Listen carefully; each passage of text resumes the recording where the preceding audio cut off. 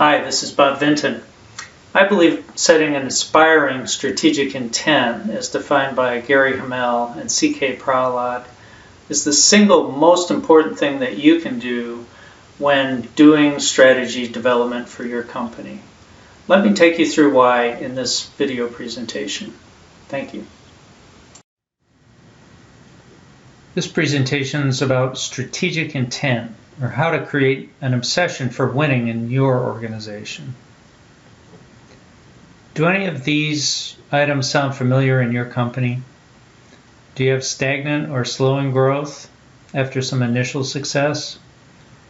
Are you in need of an inspiring direction for the people in your company? Is your competitive advantage slipping, or have you lost it and are now playing catch-up?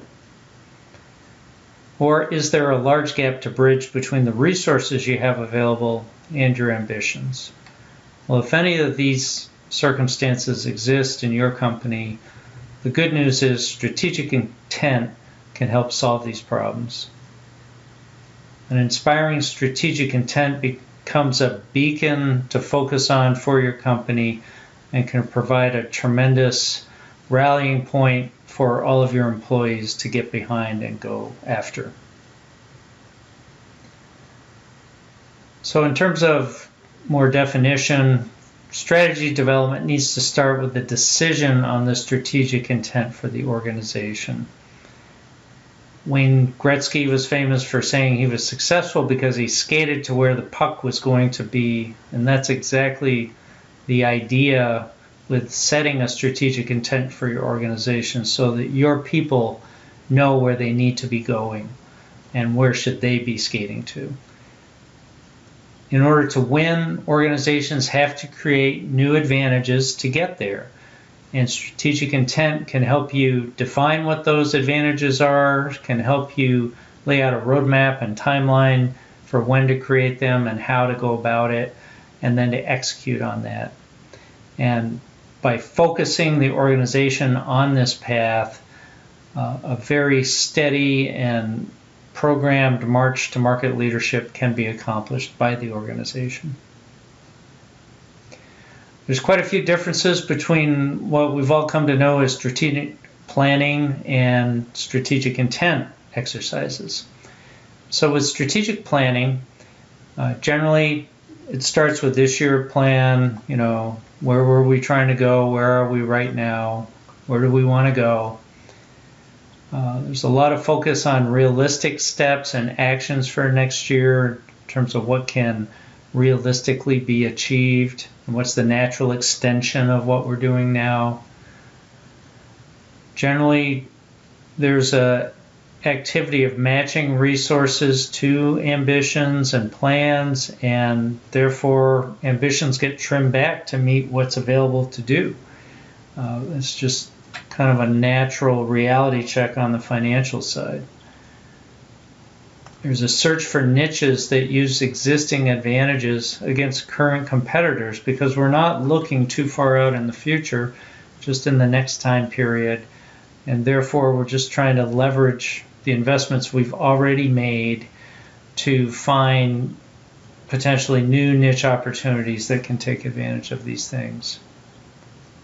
And there's a real focus generally on conforming to financial objectives, and it's not uncommon for the process to be run by the CFO as a result of that. To contrast, a process that starts with defining a strategic intent is going to have much more of a flavor of being a positive, forward-looking path to market leadership focused on the customer. That's the right way to define a strategic intent, and it will have lasting power and resonate with the employees of the company in terms of helping them to see where they need to be focused.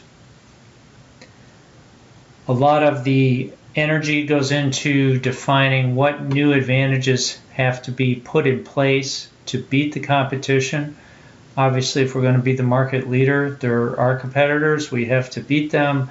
So we have to define how are we going to do that? What are the aspects of competition that we're going to seize upon, and what new capabilities are we going to have to create to get there?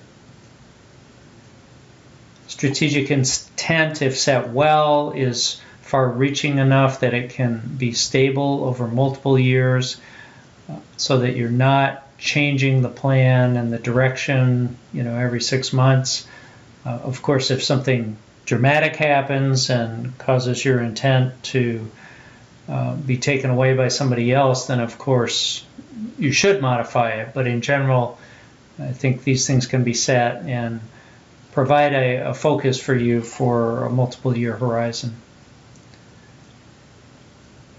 If set well, the intent itself is going to be deserving of employees' personal effort and commitment. That's important in terms of inspiring them and getting them to believe that beyond just having a job, they get excited about coming into work, they know what they're trying to achieve, they know where they're trying to go, and they truly become committed to achieving that task. And stretch goal challenges along the way inspire out-of-the-box thinking, a real key to innovation and, again, keeping people motivated and excited about the work that they're doing. I think you can see that environment has a lot of different feel versus the typical strategic planning exercise. And not that strategic planning doesn't need to be done, it certainly does, but it needs to follow after this strategic intent exercise and be done within that umbrella. So what are the opportunities that we unlock by having a clear strategic intent? First of all, folding the future back into the present is an activity that you will generally do when you're trying to imagine the future. Where do we want to take the company? What is the market leadership goal that we want to achieve, and how do we express that in terms of customer value that we can deliver? And then taking that future perspective and bringing it back into the present, so that you can do the gap analysis and determine what are the things you don't have at your disposal now that you would need to have to make that future vision become real. So it's a very important aspect of doing this, and one that usually is very energizing for the strategy team. Resolving the gap between resources that you have today and those ambitions then happens by building these new advantages in steps over time. The organization needs to be able to take them on, usually large challenges, one at a time, digest one before moving on to the next, unless they can truly be partitioned and spread out and managed in a fashion where you can do two at a time. But the point is, because the ambitions are large, it's generally going to take more than one annual cycle to build the new competencies, and by spreading those out over time, we generally can find the financing and the resources that we need over that horizon to actually execute on those things. Aiming to achieve these challenges inspires very innovative thinking. Many times we're challenging people to go figure things out that we don't know the answers to, and I think most technical employees love those challenges and are very energized to get assignments like that to go and find solutions to problems that haven't been realized yet. In addition, engaging all employees in that pursuit along the way, whether it's on one challenge or another, it's very important to get them all involved in this pursuit, and that unlocks what the Japanese would call the wisdom of the anthill, and just the volume of ideas that can come by getting more people involved. You never know where the great idea is going to come from, and getting the whole team engaged and participating is going to surprise you along the way. I think that's fair to say. So why have the intent focused on market leadership versus a financial goal, which is a very typical way to focus an organization due to trying to increase shareholder value or realize a growth target? I think the reality of doing it that way is that when you express your goals in those terms, you're a step removed away from the customer. So these are the results that you get from pleasing and satisfying the customers, selling things to them. And the problem with trying to use financial statements in your strategic intent is you don't get that crystal clear understanding of what the value is that you're trying to bring to the market, which is truly essential to realize everybody's energy being directed down this path and to realizing the results. It can tend to lead to denominator management, what I would characterize as a focus on cost control versus revenue growth. I think everybody's familiar with that. I think we've all done it. We've all been through cost-cutting exercises. The point is, when that's the focus of the organization, it tends to stifle creativity and innovation because things just aren't allowed to happen, and the clamps come down and everybody hunkers down. It's not a very productive environment in that sense. There's a tendency to decide to do low risk of what might be called incremental projects to be the ones that get the R&D dollars for the next cycle. And the reason is because we're highly probable to achieve success with those projects because they're a slight twist on an existing product going to the same customers. And so they're pretty low risk. The reality is those tend to be relatively low return though. And so we're not going to move the needle very far for the company by tackling only those kind of projects. They're safe and probably deserve a percentage of the funds going forward, but if we don't do the higher profile investments to realize these new incremental capabilities and try to get ahead in the marketplace, then we're just not going to get the reward, the high reward that generally comes with being successful on one of those projects. Internally, if you have multiple SBUs or strategic business units, financial goals can cause competition for investment amongst the leaders of those groups, and getting R&D dollars assigned to one group or the other is many times a big focus of the strategic planning process. And clearly, just by the nature of the incentives and the goals, that there's going to be competition for those dollars, and people have a tendency not to cooperate and do the right things for the corporation under those circumstances. And finally, there certainly can be a tendency to do merger and acquisition or M&A activity for growth's sake. Just to buy some revenue, basically by buying a competitor, cutting out the overhead from the acquired entity, and trying to make the company show a better result by adding the revenue and not adding overhead so that it becomes more productive. It certainly is possible to do that. I think the history of looking at mergers and acquisitions show that it's not always successful at a high percentage of times doing that. And the reality is it doesn't add significant value to the corporation and takes a lot of work and takes a lot of time and energy from the management team. Alternatively, on the market leadership side, this requires a focus on delighting the customer, and that's going to require innovation to do it. Those are two things that are much more valuable to have your teams focused on than in trying to increase the revenue by a certain percentage. These are real practical elements that employees can get their heads around, can get excited about, and if they're done well and if they're executed well, then the numbers are going to take care of themselves.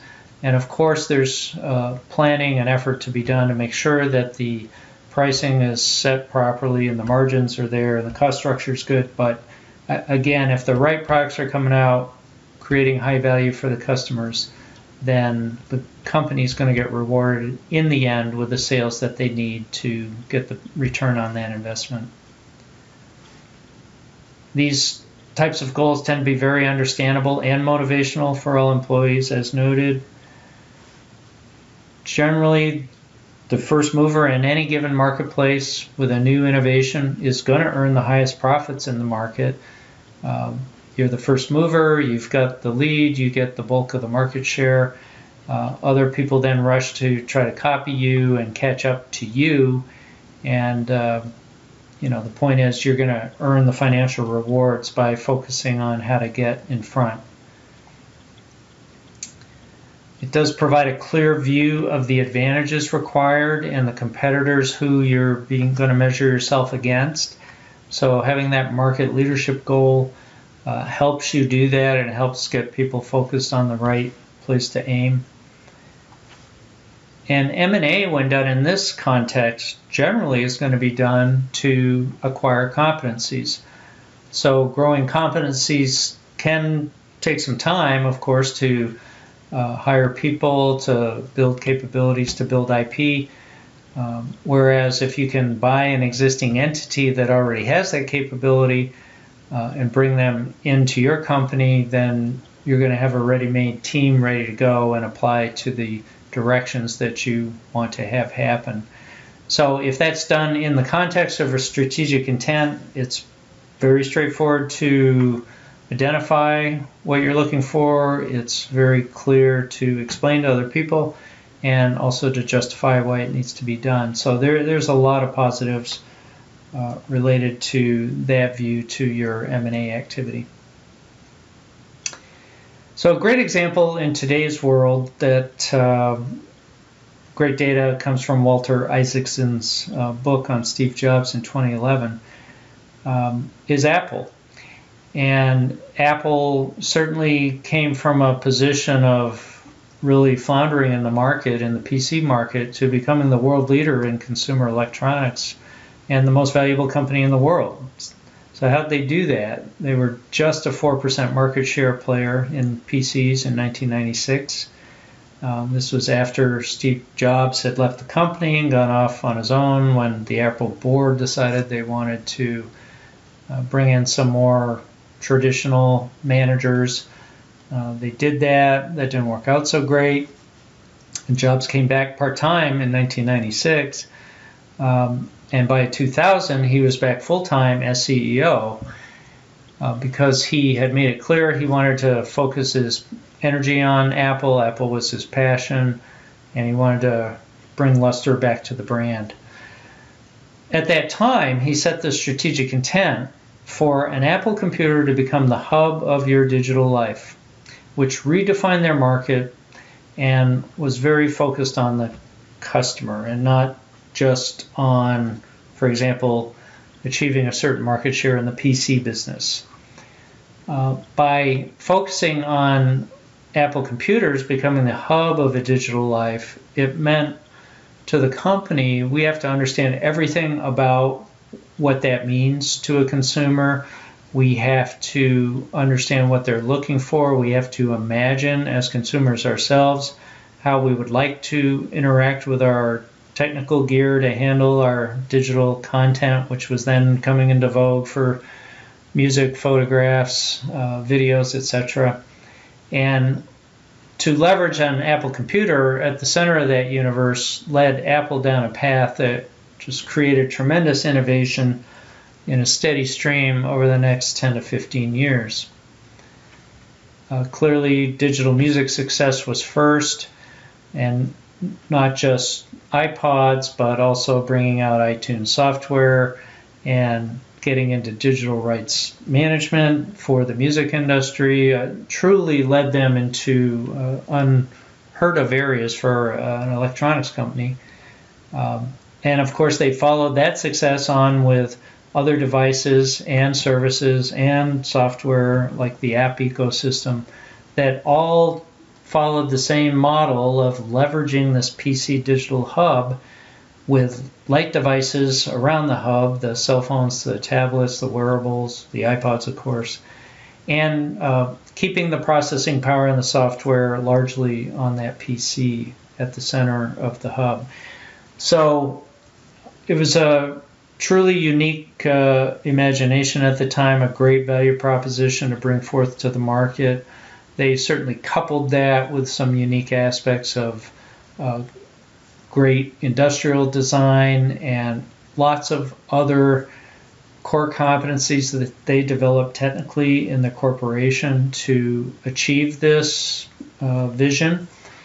And by making those advantages and getting out to market and beating the competition, whether it was Microsoft or Dell Computer or any other consumer electronics company, Sony, of course, first in the music business, they created global market leadership for consumer electronics.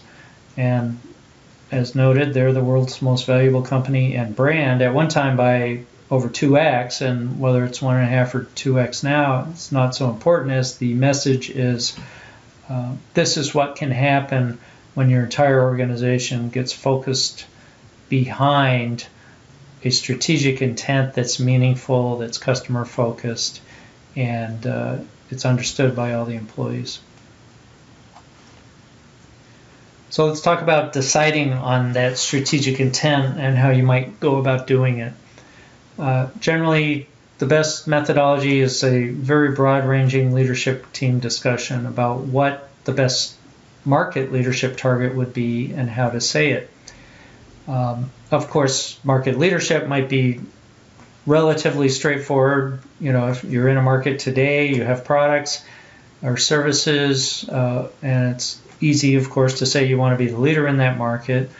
But a couple questions there. The first being, is that a broad enough target for you, or should you be looking beyond that to really achieve substantial growth over multiple years? And then secondly, is saying that got any element of customer focus in it? Generally, it wouldn't unless you work harder at it and really try to define what's the essence of the value that you're bringing to your customers, and how could you bring that into your strategic intent statement in a fashion that people can understand that aspect of what it is that you're all about. So you want that to be customer focused. Simpler statements are better, which generally means you're going to have to work at it longer to, as Steve Jobs would say, get your thinking very clean about the subject so that you can express it in the most precise and shortest fashion possible. Simpler being better is just, it's going to hold up better over a longer amount of time, and also then gives you a little bit more flexibility in how you implement that over time. But if you do a good job at that, it should stand up over years to focus the organization's work. And then you're going to want to evolve into a discussion in broad terms about what that could mean and what it would take to actually do that. You're going to have to assess not only your competitors today, but imagine market dislocations that could be possible in the market that could be disruptive to either where you're going or where the status quo is today by you invoking those disruptions in the market. So a little future visioning here, scenario planning, whatever you want to call that, is going to be necessary to imagine where you could take this organization if you really and truly focused on one meaningful goal over time. And then once you've worked through that, I think you're prepared then to, in broad terms, outline the competencies needed to make it happen. And then you can start to get into a bit more detail on that in terms of what that actually would cost, what kind of investment would it take to create that competency, etc. So I think you want to start your strategic architecture or framework, whatever broad term you want to use for this body of content that you're going to create for your company, with the strategic intent. Stephen Covey, I think, said this best. He's the author of 7 Habits of Highly Effective People, amongst other books. His quote, one of the 7 habits, is to begin with the end in mind. And it just makes all the sense in the world to start down a path of activity by knowing where it is that you want to end up. And I think that, to me, sums up the essence of what strategic intent is about.